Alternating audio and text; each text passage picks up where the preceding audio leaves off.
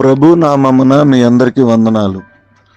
ఈరోజు దేవుని వాగ్దానము, యెహోవా నీ యొద్ద నుండి సర్వ రోగములను తొలగించెదను. ద్వితీయోపదేశ కాండం 7:15. ప్రేమైన దేవుని బిడ్డలారా, ఉదయకాల సమయంలో దేవుడు తన వాక్యం ద్వారా మనందరితో చాలా స్పష్టంగా సూటిగా మాట్లాడుతూ ఉన్నాడు. చాలా దినాల నుంచి మన జీవితంలో దీర్ఘకాలికమైనటువంటి వ్యాధుల వల్ల, అనారోగ్యాల వల్ల, కొన్ని మెడిసిన్స్ వాడటం వల్ల, కొన్నిసార్లు వాటిని భరించలేక అనారోగ్యాలను ఇబ్బంది పడుతూ, ఏంటి దేవా నా జీవితంలో ఈ రోగం, ఏంటి నా జీవితంలో ఈ బలహీనత, ఇంకా ఎన్ని దినాలు నేను ఈ యొక్క మందులను వాడాలి, ఏంటి నా పరిస్థితి, ఈ రోగం నన్ను కలిచివేస్తుంది, మానసికంగా ఆర్థికంగా నన్ను బాధ పెడతా ఉంది, కృంగిపోతున్నాను, దయచేసి తగ్గించవా, దీని పరిస్థితిని మరుగు చేయవా ప్రభువానైనా, ఎటువంటి ఇబ్బంది లేకుండా ఈ రోగం వల్ల నన్ను జ్ఞాపకం చేసుకో అని బాధపడుతూ కొన్ని రోగాలను బట్టి మనం కుమిలిపోతున్నామేమో. ప్రేమైన దేవుని బిడ్డలు, వయసుతో సంబంధం లేకుండా చిన్నలు మొదలుకుని, పెద్దలు మొదలుకుని, యవనస్తులు మొదలుకుని రకరకాల బలహీనతలతో, అనారోగ్యాలతో, రోగాలతో మనం బాధపడుతుంటే ఆయన మనతో మాట్లాడుతూ ఉన్నాడు.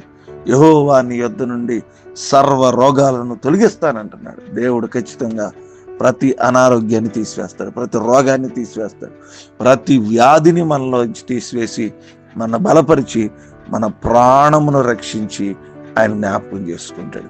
అటు దేవుని యందు విశ్వాసం ఉంచి ఆరోగ్యంతో ముందుకు వెళ్ళి దేవుని స్తుతిద్దాం. కొద్ది మాటలు దేవుడు మన వెనుకల్లో ఫలించి ఆశీర్వదించును గాక. ఆమేన్. తల్ల వంచుకుందాం, కళ్ళు మూసుకుందాం, ప్రార్థన చేసుకుందాం. మహోన్నతమైన దైవం, మీకు స్తోత్రాలు. మహాపరిశుద్ధుడే మీకు వందనాలు. రాత్రి అంతా కూడా మీరు మమ్మల్ని కాపాడారు. మరొక శ్రేష్టమైన దినాన్ని మా జీవితంలో మీరు ఇచ్చారు. నేను అందుని బట్టి మీకు స్తోత్రాలు.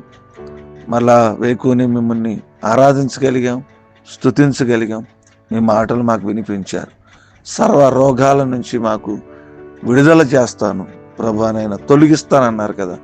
ఈ ఉదయకాల సమయంలో ఏ అనారోగ్యాలు బట్టి, రోగముల బట్టి వారు బలహీనపరచబడి, బాధపరచబడి, వేదన చెంది, అయా ఆర్థికంగా నలిగిపోయి ఆ రోగం చెప్పుకోలేని స్థితిలో వేదన పడుతున్నారు.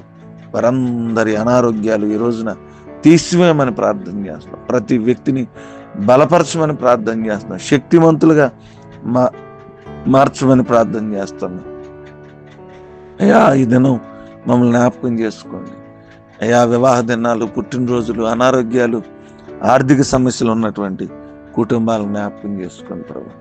నైనా ఈ దినపు మా పనిపాటలో తోడుకోండి. వివాహాలు జరగడానికి సహాయం చేయండి, అప్పులు పోవడానికి సహాయం చేయండి, గర్భఫలాలు కలిగి ఉండడానికి కృప చూపించండి. ఉద్యోగాల్లో, వ్యాపారాల్లో వారికి ఉన్న సమస్యలు, అక్కరతలు, ఇబ్బందులు, సవాళ్లలో మీరు తోడుకుండండి. ఈ దినమంతా కూడా మమ్మల్ని నడిపించి మీ దీవెనలతో నింపి మీ కృపలో ఖాయమని యేసు నామమున నడుచున్నాను తండ్రి. ఆమేన్.